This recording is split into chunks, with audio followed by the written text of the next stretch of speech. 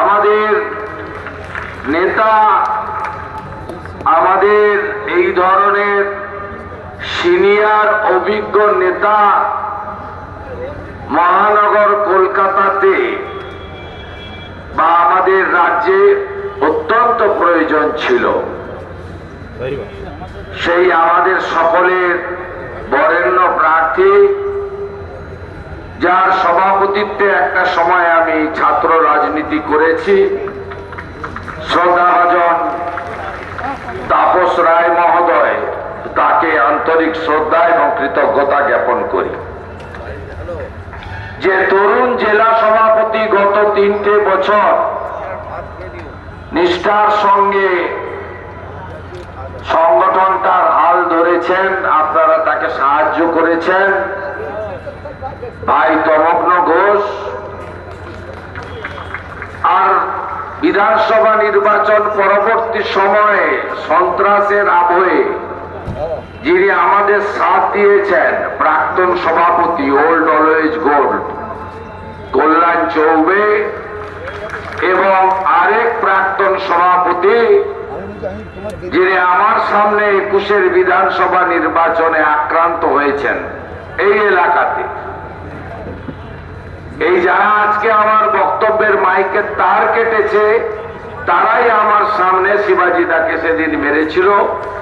আমরা প্রাইভেট হসপিটালে নিয়ে গেছিলাম। আমাদের মধ্যে ক্লাস্টার ইনচার্জ, পার্টির ডেডিকেটেড অর্গানাইজার, পার্টির সম্পাদক রাজ্যের দীপাঞ্জন গুহ রয়েছেন। আমাদের মধ্যে প্রাক্তন বিধায়ক, আমার অত্যন্ত ঘনিষ্ঠ সহযোগী এবং সনাতন এবং ভারতীয় সংস্কৃতির একনিষ্ঠ প্রচারক মান্যবর দীনেশ বাজাজজি রয়েছেন। আমাদের মধ্যে আরেক লড়াকু নেতা, কাউন্সিলর, যিনি আমি দায়িত্ব নিয়ে বলছি ব্যারাকপুর জিতিয়ে এখানে এসেছেন, বিজয় ওঝা, তাকে ধন্যবাদ জানাবো। আমাদের মাতৃশক্তি আছেন, আমি মাতাজি বলি, কতবারের কাউন্সিলর? 6 বারের। কলকাতা কর্পোরেশনের বিরোধী দল নেত্রী আমাদের মীনা দেবী পুরোহিত মহোদয়া রয়েছেন। এই গুন্ডাদের হাতে তিনিও গত পুর নির্বাচনে আক্রান্ত হয়েছেন। কখনো ভাবা যায় না মীনা দেবী পুরোহিত মহোদয়া তাকে শারীরিক ভাবে নির্যাতন করবে, এটা এরাই পারে, তোলামূল পারে। আজকেও আমাদের ঝাড়গ্রামের প্রার্থী শিডিউল ট্রাইব ডাক্তারের চাকরি ছেড়ে মোদিজির সঙ্গে এসেছেন। ডাক্তার প্রণব টুডু তার মাথা ফাটিয়েছে। তাই মীনাদিকে ধন্যবাদ, ডাক্তার অর্চনা মজুমদারকে ধন্যবাদ। কমল সরকার আছেন, আমাদের নেতা গৌতম মালাকার আছেন, সুনীল হর্ষ আছেন, দলিত প্রামাণিক আছেন আমাদের এখানে প্রমোদ ভাই সহ অনেকে। তার বাইরেও যে মন্ডল প্রেসিডেন্টরা, সুরজ আছে যুব মোর্চার, তারক হাজরা, মনিন্দর কাউর, গিরিশ শুক্লা, অনুপম রায়, সম্মানিত মঞ্চ। আমি তাপসদার অনেকটা কথা শুনেছি, আপনারা পুরোটা শুনেছেন। খুব লম্বা বিস্তারিত বক্তৃতা দিয়েছেন। আমাদের বালুদাও আছেন, বিশ্বপ্রিয় রায়চৌধুরী, সিনিয়র লিডার। আপনারা সবাই জানেন যে 6ষ্ঠ দফার নির্বাচন আজকে শেষ হয়ে গেল। তৃণমূল কংগ্রেস জেনে গেছে এই নির্বাচনে তারা কার্যত পরাজয়ের দিকে এগিয়ে যাচ্ছে। আজকে দাঁত নখ বের করে তৃণমূল কংগ্রেসের গুন্ডারা পুলিশকে সাথে নিয়ে সর্বত্র গণতন্ত্রকে ধ্বংস করার জন্য যা যা করার চেষ্টা করেছে। তাহলে কি আপনি ভাবছেন যে আমরা হেরে যাব? না, আমরা মাটি কামড়ে গত 72 ঘন্টা পড়ে থেকে আজকে সব আসনে তৃণমূল কংগ্রেসকে হারিয়ে আমি আপনাদের এখানে এসেছি।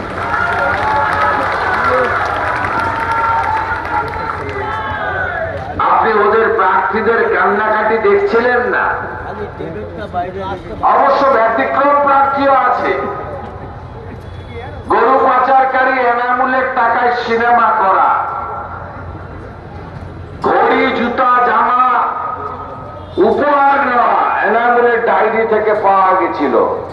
তিনি আবার সবুজ আবির মেখে ঘুরছেন।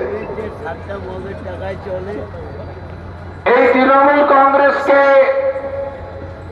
লাস্ট দফাতে দফা রফা করে দিতে হবে, কারণ দেশের সুরক্ষার স্বার্থে আর পশ্চিমবঙ্গে গণতন্ত্র প্রতিষ্ঠা করার স্বার্থে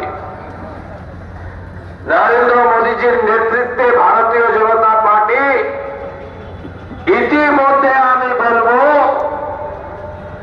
350-র কাছাকাছি আসন ইতিমধ্যে পেয়ে গেছে। এমনকি গণনার আগে 3টে আসন বিনা প্রতিদ্বন্দ্বিতায় জিতেছে। মধ্যপ্রদেশের ইন্দোর, খাজুরাহ, গুজরাটের সুরাট। মোদীজিকে কেউ রুখতে পারবে না। তাহলে কেন সুদীপ বন্দ্যোপাধ্যায়কে আপনারা এখান থেকে পাঠাবেন? কেন মোদীজির আশীর্বাদ ধন্য প্রার্থী তাকে কেন আপনারা জেতাবেন না? মোদীজি নিজে উত্তর কলকাতার প্রচারে আসবেন 28 তারিখে। তাই নরেন্দ্র মোদীজির কাছে সঠিক যোগ্য সাংসদকে পাঠিয়ে আমরা উত্তর কলকাতা, আমাদের সবচেয়ে পুরনো কলকাতা, এর ঐতিহ্য আছে, এর গৌরবোজ্জ্বল ইতিহাস আছে, স্বামী বিবেকানন্দের পবিত্র ভূমি এখানে। এখানে বাংলা বাঙালি যাদের দ্বারা পরিচিত হয়েছে গোটা পৃথিবীতে, তাদের কারোর জন্মভূমি, কারোর কর্মভূমি এই উত্তর কলকাতা। এই উত্তর কলকাতা থেকে রাষ্ট্রবাদী